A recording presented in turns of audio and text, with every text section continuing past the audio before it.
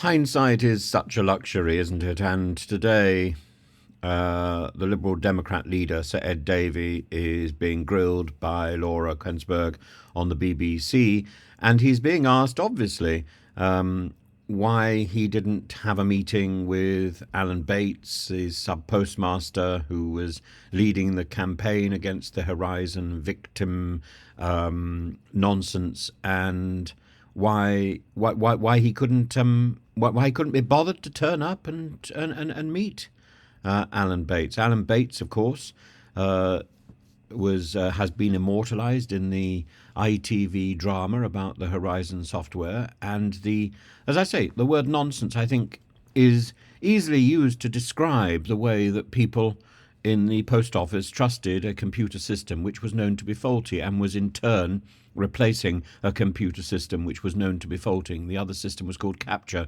People were prosecuted for that as well. And so the post office had a history of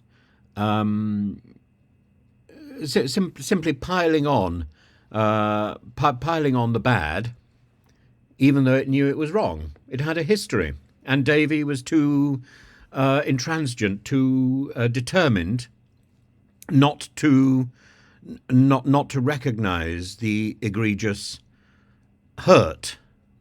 Egregious, of course, in the 16th century had an entirely different meaning. It meant something extremely good. Now it doesn't. It's twisted its meaning. It's one of those words which has changed its meaning, like nice. Nice used to mean foolish.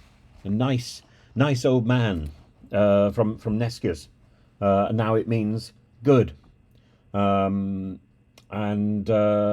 naughty, which used to mean poverty, which used to mean somebody who's poor, somebody who has naught. And now it means somebody who misbehaves. At one point it even meant somebody who was evil. Words change their meaning. And so today the Lib Dem leader is saying that he's sorry that he didn't meet Alan Bates. Tomorrow that word sorry may have an entirely different meaning. I'm sure Sir Ed Davey hopes the words are going to change their meaning overnight. Does he regret his comments that it wasn't worth having a meeting? He says yes, and he says he was only in office for 11 days before he was advised by officials that the government didn't run the post office and it would be inappropriate to meet Alan Bates. Well, why would it be inappropriate for a government minister to meet somebody? It might be inappropriate for a government minister to act upon that meeting, or to make decisions based on that meeting, but why is it inappropriate for a government minister to meet somebody? Isn't the whole principle of government ministers, indeed politicians, elected politicians, that they go from door to door, pressing on the doorbell and meeting people they've never met before to say, can you vote for me? Can you put me in the House of Commons? Please, because I'll do what you say. I'll represent you. No.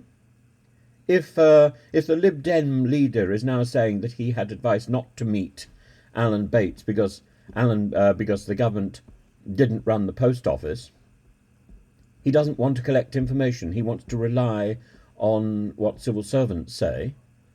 So what is Sir Ed Davey saying? That he's elected and represents the civil servants, elected and represents the system, or does he represent the people who voted him in the first place? I'm afraid if this is what he thinks is going to get him into being the leader of the third party in Parliament after the general election, he's got a sorry reality waiting for him. Because I certainly wouldn't vote for somebody who has such contempt for the public.